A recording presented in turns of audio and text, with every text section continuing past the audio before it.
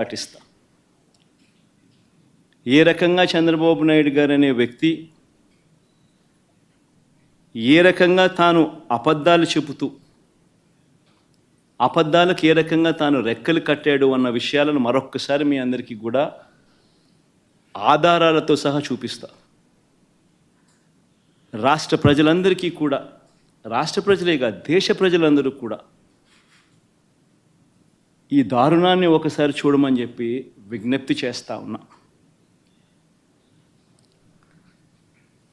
ఒకసారి గమనించినట్టయితే మామూలుగా ఈ టెండర్ల ప్రక్రియ, మామూలుగా ఈ తిరుపతి లడ్డుకు సంబంధించిన ఇవి కొనుగోలు చేసే నెయ్యి కానీ ఈ పదార్థాలు కానీ కొనుగోలు చేసే ఈ కార్యక్రమం 6 నెలలకు ఒకసారి జరుగుతూ ఉంటుంది. తిరుపతిలో నెయ్యి కొనుగోలు చేసే కార్యక్రమం ప్రతి 6 నెలలకు ఒకసారి రొటీన్గా జరిగే కార్యక్రమం. దీనికి సంబంధించి దశాబ్దాలుగా జరుగుతూ ఉన్న కార్యక్రమం ఇది. ఇదేదో కొత్తగా ఒకరి వల్ల ఇప్పుడు జరుగుతూ ఉన్న కార్యక్రమం కాదు ఇది. 6 నెలలకు ఒకసారి ఈ టెండర్లు పిలుస్తారు.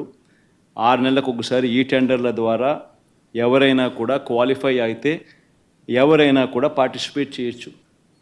ఈ క్వాలిఫికేషన్ క్రైటీరియా కూడా ఇప్పుడు ఏదో కొత్తగా పెట్టినవి అంతకన్నా కాదు. ఇవన్నీ రొటీన్గా దశాబ్దాలుగా జరుగుతూ ఉండేటివి. తిరుపతి లడ్డు అంటే విశిష్టత ఉంది. వాళ్ళు తిరుపతి లడ్డు అని అంటే నా చిన్నప్పటి నుంచి కూడా తిరుపతి లడ్డు అని అంటే ఒక విశిష్టతగా దాన్ని చూసే పరిస్థితి. దాంట్లో ఉన్న టేస్టు వేరే లడ్లలో ఉండని టేస్ట్. ఇది మనందరికీ కూడా చిన్నతనం నుంచి మనమంతా కూడా చూస్తూనే ఉన్నాం.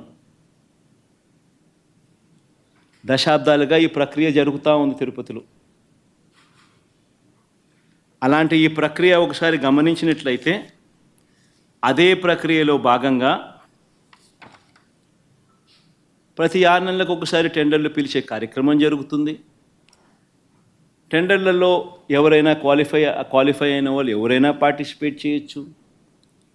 ఆ క్వాలిఫై అయిన వాళ్ళలో L1 ఎవరికైతే వస్తుందో, తక్కువ రేటు ఎవరైతే కోట్ చేస్తారో అసలుగా టీటీడీ బోర్డు టెండర్ను అప్రూవ్ చేస్తుంది.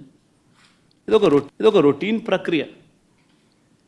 దీంట్లో గవర్నమెంట్కి సంబంధమే ఉండదు వాస్తవం చెప్పాలంటే.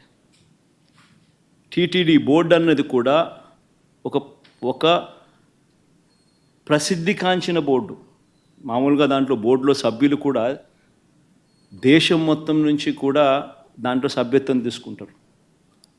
కేంద్ర మంత్రులు రికమెండేషన్ చేస్తారు టీటీడీ బోర్డుకు సంబంధించిన బోర్డు మెంబర్స్ను. చుట్టుపక్కల రాష్ట్రాల ముఖ్యమంత్రులు కూడా రికమెండ్ చేస్తారు టీటీడీ బోర్డుకు సంబంధించిన బోర్డు సభ్యత్వం కోసం. అంటే వాళ్ళ రాష్ట్రాలలో వాళ్ళు విశిష్టత ఉన్న వ్యక్తులనుగా భావించిన వాళ్ళు రికమెండ్ చేస్తారు. అటువంటి కూర్పుతో కూడిన టీటీడీ బోర్డు అది. అక్కడ ఉన్న వాళ్ళు ఎవరు కూడా తప్పు చేయాలనుకున్నా కూడా తప్పు చేయలేని పారదర్శక పద్ధతిలో టీటీడీలో ఓవర్ ది డికేడ్స్ సిస్టమ్స్ అన్నీ ఇవాల్వ్ అయి ఉన్నాయి. అక్కడ వచ్చే వాళ్ళు కూడా బోర్డు మెంబర్స్ కూడా ప్రసిద్ధిగాంచిన వ్యక్తులు. పారదర్శక విధానంతో దేవునికి ఇంకా ఎలా చేస్తే మంచి, దేవునికి ఇంకా మంచి చేయాలి అని తాపత్రయంతో అక్కడ బోర్డు మెంబర్స్గా వాళ్ళు కూర్చొని నిర్ణయాలు తీసుకుంటారు. ఇవన్నీ నేను చెప్పేటివన్నీ ఏదైతే చెప్తా ఉన్నామో ఇవన్నీ కూడా మనందరికీ తెలిసిన విషయాలే, వాస్తవాలు. ఇక్కడ ఈ ప్రక్రియలో కూడా ఇదే మాదిరిగానే టెండర్లు పిలిచారు. 6 నెలలకు ఒకసారి పిలిచే ఈ టెండరింగ్ ప్రక్రియలో ఆ టెండర్లలో క్వాలిఫై అయిన వాళ్ళను, L1గా ఎవరైతే వచ్చారో వాళ్ళను టెండర్స్ అప్రూవ్ చేసి వాళ్ళందరికీ కూడా ఇవ్వడం జరిగింది. ఆ టెండర్లలో అప్రూవ్ చేసిన వాళ్ళు ఒక్కరికే పూర్తిగా కూడా ఇచ్చే కార్యక్రమం కూడా జరగదు. వాళ్ళకు 65% మేరకు వాళ్ళకు ఆ మాదిరిగా ఇస్తారు.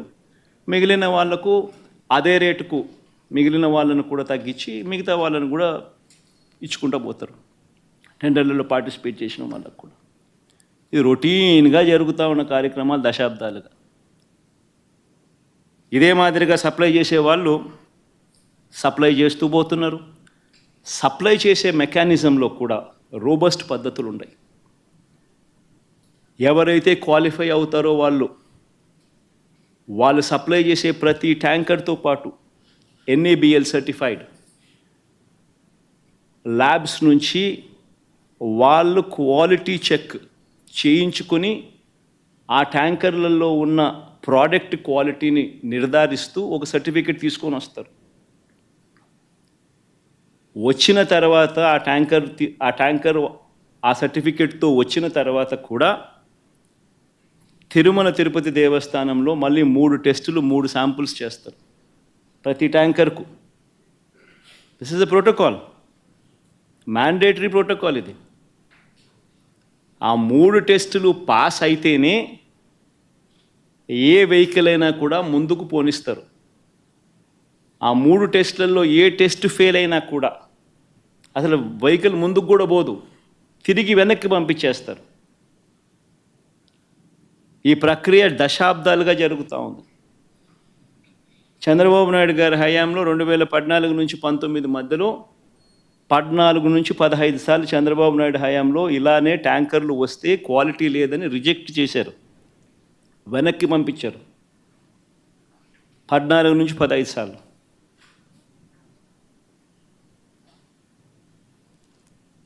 మంచిది, ఒక రోబస్ట్ ప్రక్రియ అన్నది ఒకటి ఉంది. తప్పులు ఎవడైనా చేయాలనుకుంటే తప్పులు చేసే అవకాశం లేని ఒక గొప్ప ప్రక్రియ ఒకటి తిరుపతిలో ప్రాక్టీస్లో ఉంది.